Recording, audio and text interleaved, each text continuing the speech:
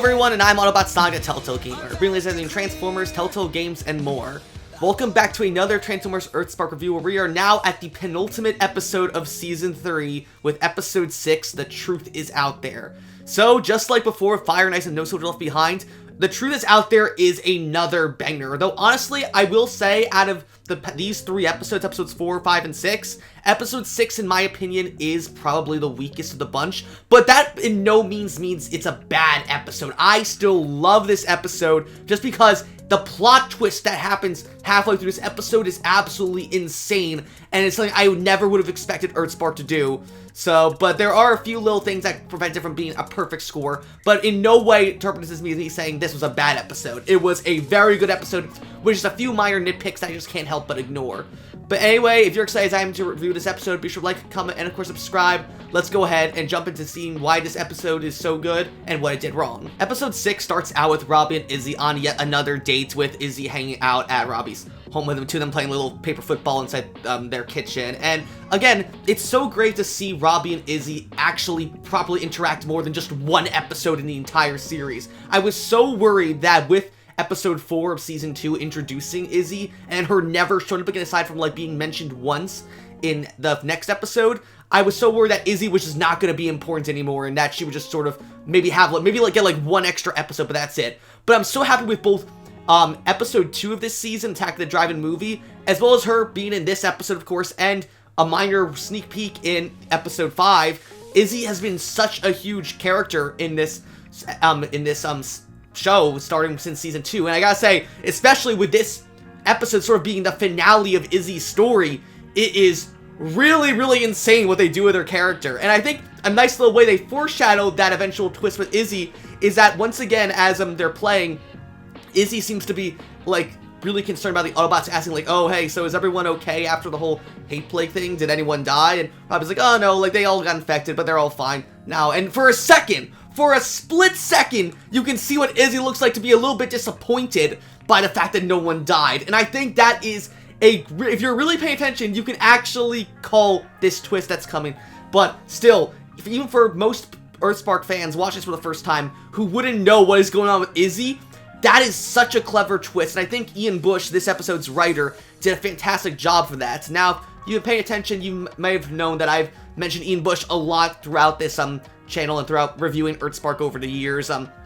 He wrote episode 4 of season 1, House Rules, which is one of my favorite episodes with Thrash. Then in season 2, he wrote episode 2 in Ruins, and with Mo and Thrash at the Quintessons Ruins. And then episode 7, The Imposters, which was when Twitch and Spitfire swap bodies.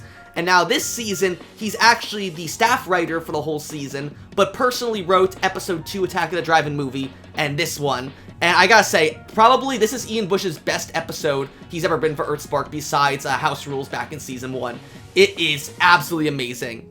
But anyway, things are kind of heating up between Izzy and Robbie, where they're hanging out more. And of course, Izzy goes to try and kiss Robbie again, like she tried to back at the end of episode 2. Though this time she's interrupted by Twitch, who just manages to is walking past and sees them, and then she immediately starts getting really embarrassed. Which, thank God, Twitch actually did stop her, because knowing what we know about Izzy by this episode, I'm a little bit concerned for Robbie's well-being. It's just labeled at that. But it is cute to see Twitch just being totally flustered and watching her brother with his girlfriend. That I really enjoy that. But anyway, after that, Izzy says that she's gotta run, but gives Robbie a little kiss on the cheek, which we then humorously cut to seeing Mo, Thrash, Nightshade, and Jawbreaker and Hashtag all on the road, just driving back home, I guess, from being on patrol. And they immediately start acting like they start feeling really embarrassed and like uncomfortable because of that, just like Mo, Twitch, and Thrash did back in episode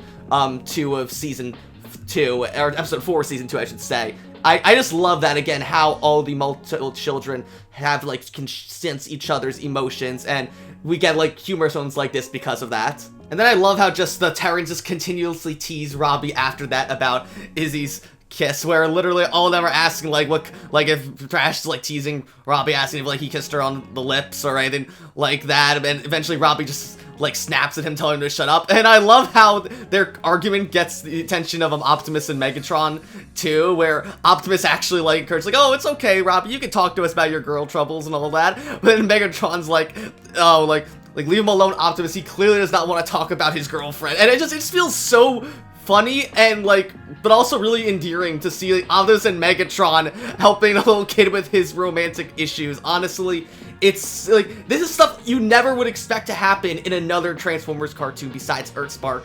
And I just love that with EarthSpark we're getting these conversations and situations that Optimus and Megatron are in that we've never seen them be in really any other Transformers franchise or series, really. It's so cool. But after that, though, Prowl brings attention to everyone about how the hate plague essentially originated and how it spreads, which he reveals that with research done by Nightshade, they both discovered that the hate plague is spread through a bunch of spores, and that apparently no humans or Terrans can actually become infected by the hate plague, but they can still carry it unknowingly. But they are also able to reveal that Bumblebee was the first one infected at this point, so they're trying to figure out then how Bumblebee ended up getting infected in the first place. So this kind of starts the main plot of the episode, or I guess the first half of this episode's plot, which is essentially Prowl and Robbie working together to try and figure out how Bumblebee became infected, but at the same time, Prowl also enlists Thrash to help him out, considering that he was impressed by Thrash constantly prodding Robbie for details on his and Izzy's date, so he thinks he could make a good detective as well. And this finally gives us something I have been asking for since Season 1, that every other Terran got one except for Thrash. We actually low-key kind of have Thrash's proper father figure in the Autobots, or just other Cybertronians, with Prowl. Like, in Season 1, we had Twitch be, like, sort of look up to Wheeljack as a father figure. She even calls him Dad, too, throughout the whole series. Then, in Season 1B, Nightshade ends up getting Tarantulas as a father figure, with him helping them, like, learn how to, like, fit in, like, with other people, like, when you don't, feel like you belong. Then, later on in Season 1A, we had Jawbreaker with Grimlock, about Grimlock teaching Jawbreaker on how he doesn't need an alt mode to just be the best version of himself. And then finally, at the very end of the season, we got Hashtag with Starscream, and I just loved how much Hashtag was able to change Starscream for the better through what he did. And now we finally have that with Prowl and Thrash here, and it makes me so happy for that. So Prowl, Thrash, Robbie, and Bumblebee end up starting their little investigation as to figuring out how Bumblebee got infected with the hate plague in the first place. So they go and basically retrace Bumblebee's steps throughout the whole day prior to try and figure out what he did. They start by recalling what happened at the Autobot base, where Megatron mentions he and Bumblebee had a fight, which B at first believes it was actually Megatron and Prowl fighting, and B was trying to break it up, but at that point he had already been infected with the hate plague, because when Megatron recalls the story, it was essentially Bumblebee just picked a fight with Megatron for no reason whatsoever. And so now, without any real clues as to who infected B from the Autobot base, they decided to go drive around Witwicky. And at this point, Prowl notices that there's a green sedan with tinted out windows that's been following them all the whole time, so they believe that this person is the one who ended up infecting B with the hate plague. So they stop and get them to pull over, and then who steps out of the car but none other than Agent Schroeder. And that's right, for the first time since the Season 1 finale last year, we finally get to hear Schroeder speak again, and he's once again voiced by Mark Evan Jackson. He was not recast, just like Martha Maria wasn't, with the last episode, and it makes me so happy that we actually get a proper scene here with Schroeder. Granted, this is his only real moment in the entire season that he gets to do anything, but again, it's nice to know that he's just not getting dropped off, and we do know a little bit of what he's been up to here. So, and we actually find out from Schroeder what why he was following Bumblebee. And so apparently he had noticed that earlier when he was picking up, apparently he mentions that he has been actually working at the North Pole Ghost Base that we saw all the Maltos visit last episode, though apparently he's on leave or vacation from that base. So he was up in Witwicky just getting like groceries and stuff like that when he noticed Bumblebee speed past him, almost hitting his car in the process. So Schroeder tried to follow B and see what was up with him, but then he got stuck behind a bunch of traffic. And that's pretty much all we get from Schroeder at this point, where he just reveals that he wasn't the one who infected B with the hate plague. But it's nice to see, like, again, we know what Schroeder was up to since the ends of Season 1. And while I'm a bit upset Schroeder doesn't play a much larger role in this season and Season 2 like he was in Season 1, it is nice that EarthSpark at least actually remembered his character. There's even a funny joke here with Robbie and B looking in, like, confusion as to why Schroeder is driving like a normal looking sedan of all things when he's such like a big fan of like other muscle cars like Bumblebee, as we saw him be in like when he fanboyed over him all the time in season 1. And Schroeder reveals that apparently he's so obsessed with this car because it's like very fuel efficient and can get good gas mileage, and because it saves him a lot of money because he wants to try and start a family of his own soon, which is honestly really sweet but also sad when you realize that because his only other family, who was Croft back in season 1, died at Mandroid's hands. But it makes me hopeful, though, that maybe if Schroeder stays as a minor character throughout Season 4 and the future of EarthSpark, maybe we'll actually get to see him start that family he wants to so bad. I think that would be really nice to see, even if EarthSpark ever decides to do anything else with Schroeder. So with no clues around the streets of Woodwicky, Bumblebee then reveals to Robbie, Prowl, and Thrash that before he went to go drive in and pass Schroeder, B reveals that he had apparently been doing stuff with Alex at the farm earlier that day. So they go back to the Malto homestead now, where they're talking to Alex and Jawbreaker, and I love this bit here where Prowl talks to Alex, and of course Alex, being a huge Transformers fanboy, is overjoyed to see Prowl. This is the most we've ever seen him, I think, fanboy over a Transformer character besides Bumblebee. And I love here how he mentions here that where Prowl is confused by like a bunch of toys that Alex has of various other Transformers figures. The key ones, I think there's like one figure that looks vaguely similar to Hot Rod's design in the G1 cartoon, and it makes me really hopeful that at some point in Season 4 we will see Hot Rod in Season 4, but he's probably one of the characters I would love to see the most in EarthSpark, besides maybe like Windblade or Thundercracker or Drift and Ratchet. Hot Rod / Rodimus is someone I would love to see in EarthSpark and see how he would bounce with all the other Autobot Decepticons. But anyway, Prowl mistakes all of Alex's toys here as like Autobot effigies or like sacrificial idols for the Autobots, but Alex clarifies that they're just action figures of the Transformers on Earth, and so he tries to get Prowl to sign one of him, just like he did with B earlier in this episode. But then at that point, Prowl just grabs Alex by the waist and just pulls him out of the house. But he comments on the fact that B had pulled him with a bit of irritation like that when he was out earlier in the day yesterday. So that leads them all to realize that B was infected with the hate plague already before interacting with Alex, so they gotta go even further back than that. But at this point, Bumblebee can't remember like anything else that he really did the day before he was infected with the hate plague, so he, Robbie, Prowl, and Thrash are all at dead end, just in the barn trying to put together like pieces of the puzzle here, where we have Thrash make this big conspiracy where at first you think it's all his suspects he's thought of for the hate plague, but it's apparently there's this weird side plot going around where Thrash had like a bowling ball that was supposedly broken by Jawbreaker, but Jawbreaker tries to deny that it wasn't him, so he's trying to figure out who broke his bowling ball throughout the whole thing. It doesn't really go anywhere, and I just don't see the point of it in this episode other than just padding time, because it's not really like a funny like side story in my opinion. But thankfully it only like spends up maybe like a minute and a half to 2 minutes of this episode, so it's not too big of a problem, but it's just one I have a problem with regardless.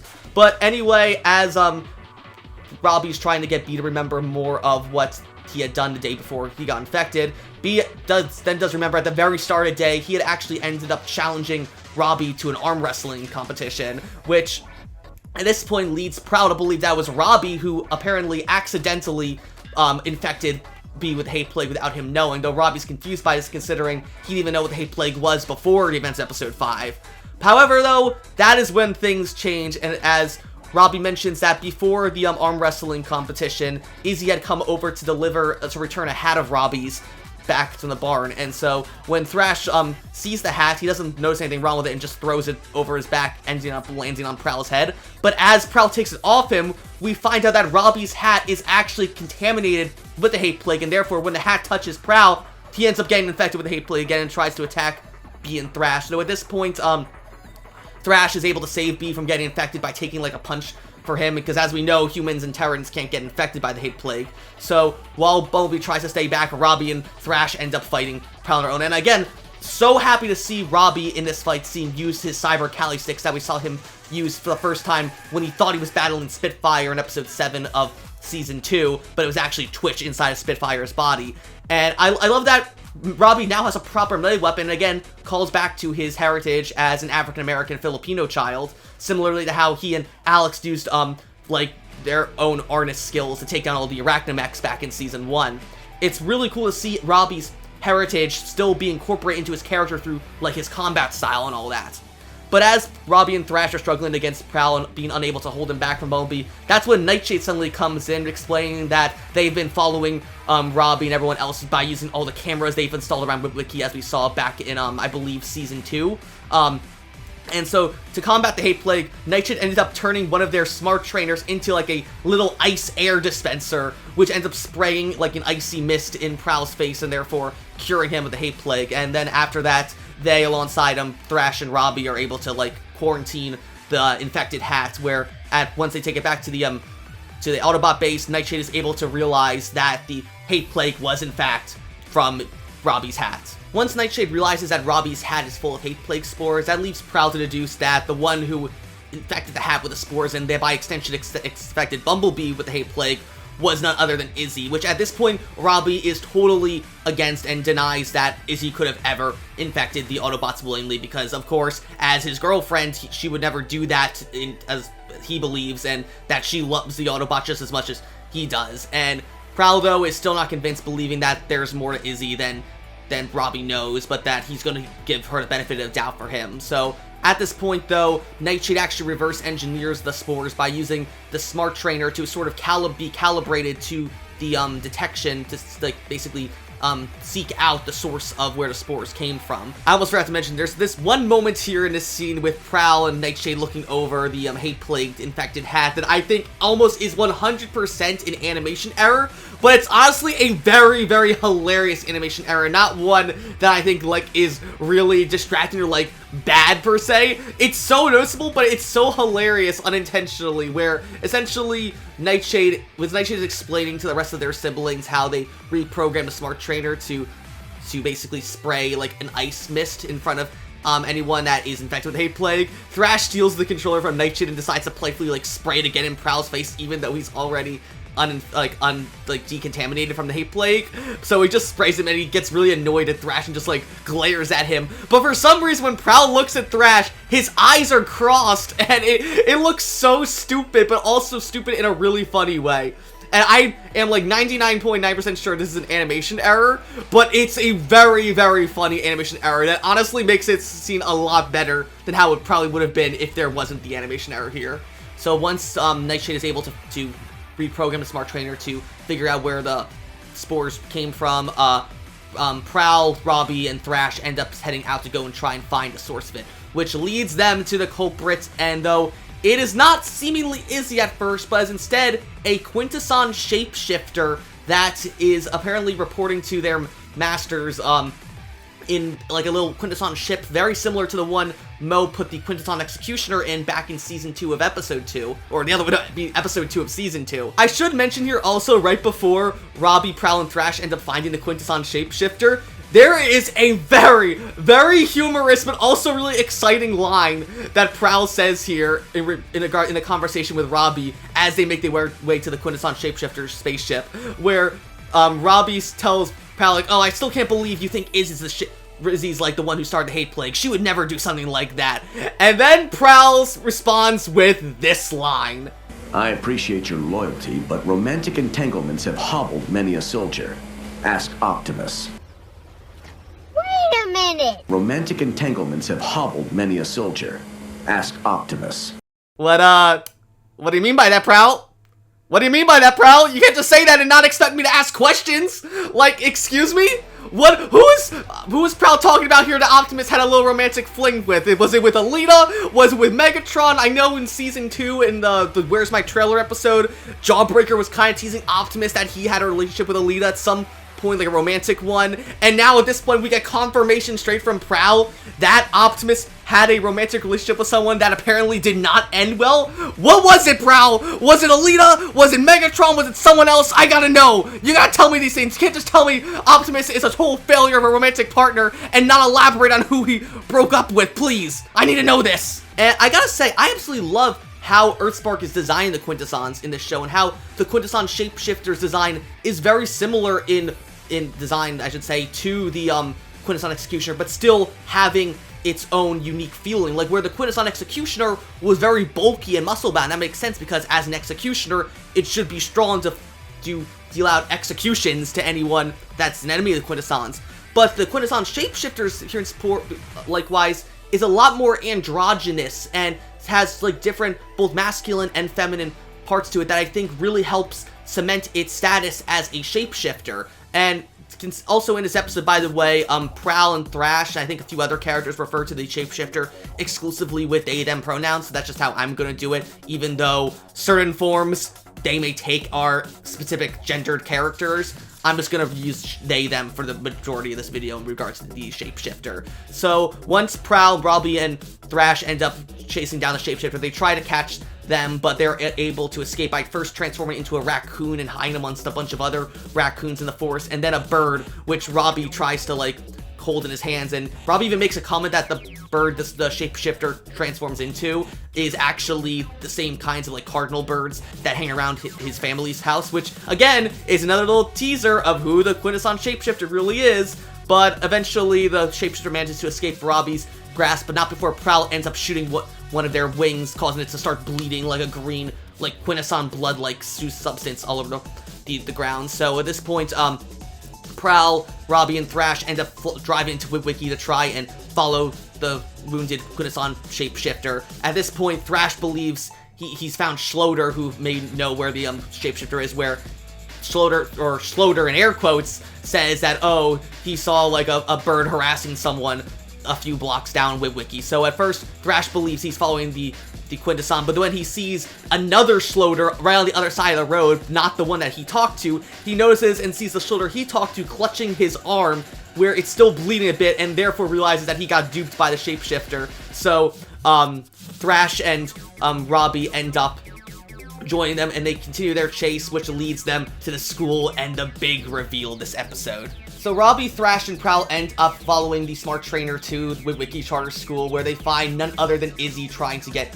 into it, which Robbie's confused by at first. And at that point, she mentions to Robbie that she left her math book inside the school and that she was trying to get in to get it. And at first, though, Prowl says not to go near Izzy because he believes that she might be the shapeshifter, though Robbie interprets Prowl's words as, oh, like the shapeshifter turned into Izzy. So at this point, Robbie asks a bunch of questions that only the real Izzy, or what he believes to be the real Izzy, would know about, like, oh, what's her favorite, like, funnel cake topping, which was the sardine thing we saw them eat together back in Season 2, and a few other facts about Izzy that really only Izzy would know. And when she answers them all successfully, Robbie is relieved to find out that the shapeshifter is not Izzy and warns her, like, to get away from the school because it's a bit dangerous. But as she's leaving, though, Prowl notices that Izzy's arm is bleeding the same green goo that the Quintesson shapeshifter was.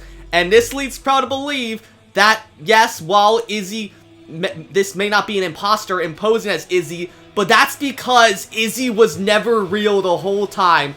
The whole time Izzy has interacted with Robbie, that was actually the Quintesson shapeshifter. And this completely destroys Robbie. I absolutely love how this episode handles Robbie's, like, revelation that Izzy was a Quintesson shapeshifter the whole time, and that he feels totally betrayed by them for stringing him on, believing that they were this real human girl that was in love with Robbie. He is absolutely floored by this, refusing to believe that Izzy would be this shapeshifter that would try to kill him and the rest of his family like that. And he just totally freezes up at this point. He doesn't know what to do, which I think is totally understandable. So with the gig now up, the Quintesson shapeshifter shifts from their Izzy form back to their true form and begins fighting with Thrash and Prowl, where Prowl yells at Robbie to get himself together and help them take down the Quintesson shapeshifter, but he's just too stunned to even do anything at this point. So at this point, Thrash and Prowl are trying to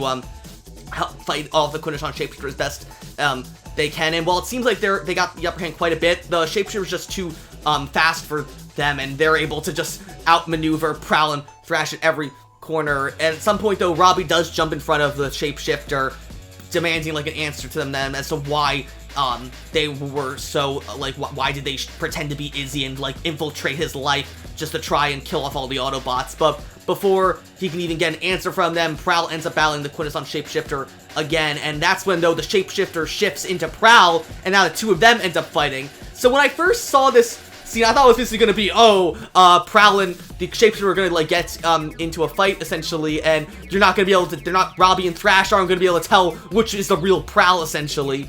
But thankfully, this scene does not do that old, like, shapeshifter body double trope, which I am happy about. Though, one thing I do have a problem with this whole scene, though, is for some reason, the color in this scene is very, very subdued and subtle. Like, there's a lot of grayscale, and it feels like some parts are black and white. Like, pay attention to Prowl's body a lot in different screenshots of this scene here when Robbie and Thrash are fighting the Quintessons shapeshifter. A lot of Prowl's body is just black and white. Like, you look at, like, his red chevrons on his head, the tips of them are completely black at some points. I don't know if that's just because of the lighting, or maybe there was a genuine animation error here that made, like, all the color just disappear from this scene almost. And I just have, it seems to only be with, like, Prowl and the sky look really weird in these two scenes. And I don't know if that was just an animation error mistake, or, like, a genuine choice the animation team wanted to do here.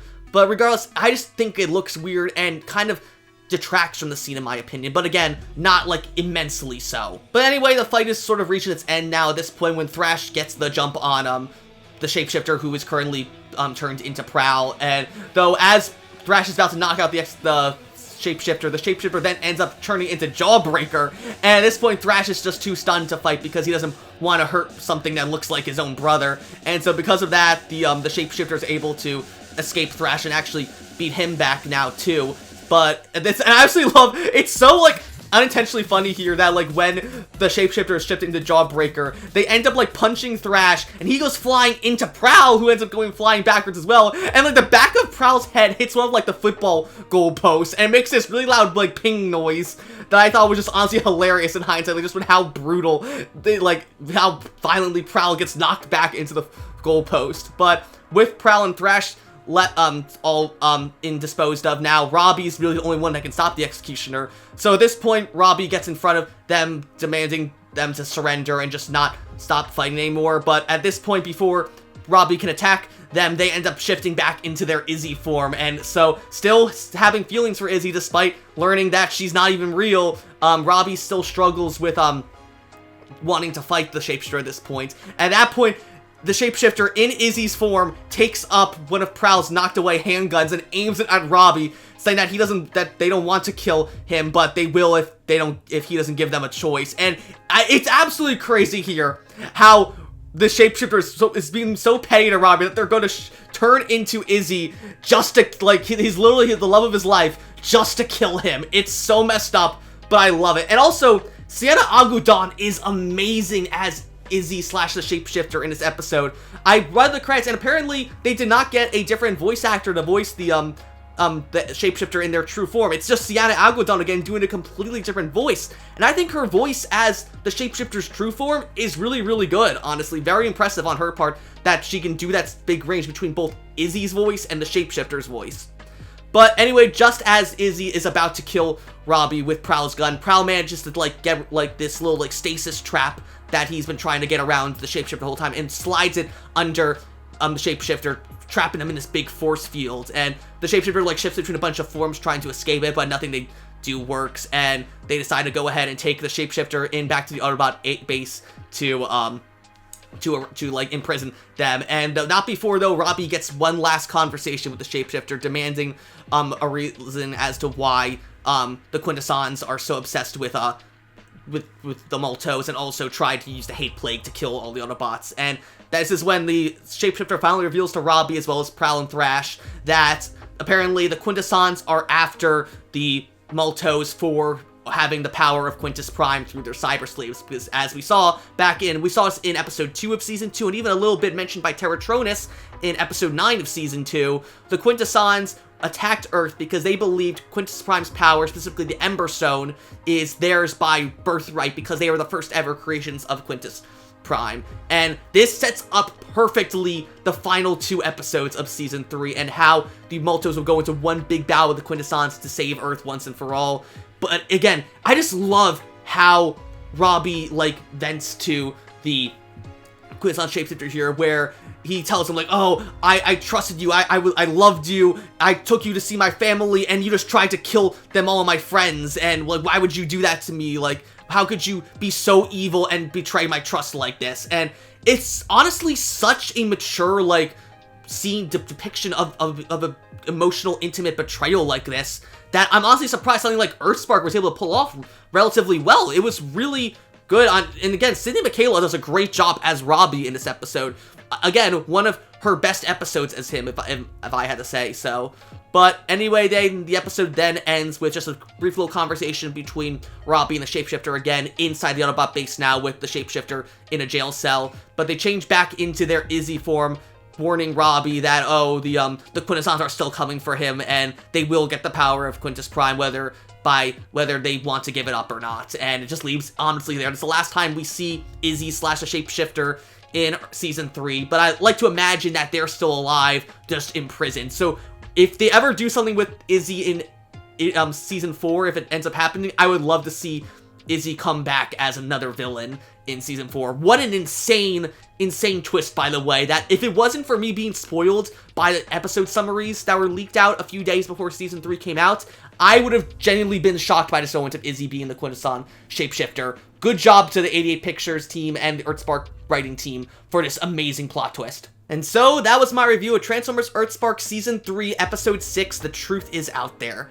If I had to rate this episode, easily it gets a 9.5 out of 10. And fantastic finale to Izzy or the Quintesson shapeshifter's character arc, having Thrash and Prowl operate sort of like a father-son duo solving crimes together was great to see. Thrash get that same close bond with an Autobot or just Cybertronian in general, like all of his other siblings have had throughout seasons 1 and 2.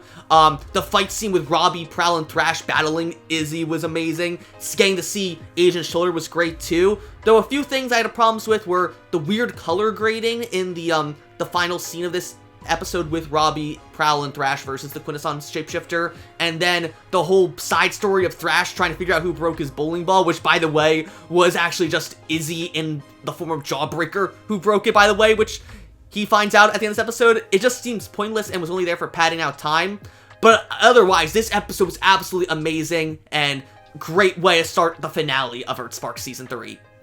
But that's going to be it for this review. I'll be back next week with the Season 3 finale of EarthSpark, reviewing Episodes 7 and 8, Judgment Day Parts 1 and 2. Unfortunately, as much as you guys have been loving my little, like, goodbye messages I've gotten recorded by various voice actors in the Transformers community, the Episode 5 video with Hot Rod's voice actor from Cyberverse was unfortunately the last one I had, so I don't have one at the end of this video or for the Season 3 finale. Sorry for getting your guys' hopes up there, but I am glad to hear that you guys enjoy them all. Thank you so much for that. It really means a lot to me. But anyways, if you're guys excited as I am to cover the Season 3 finale of EarthSpark next week, be sure to like, comment, and of course subscribe, and I will see you guys later.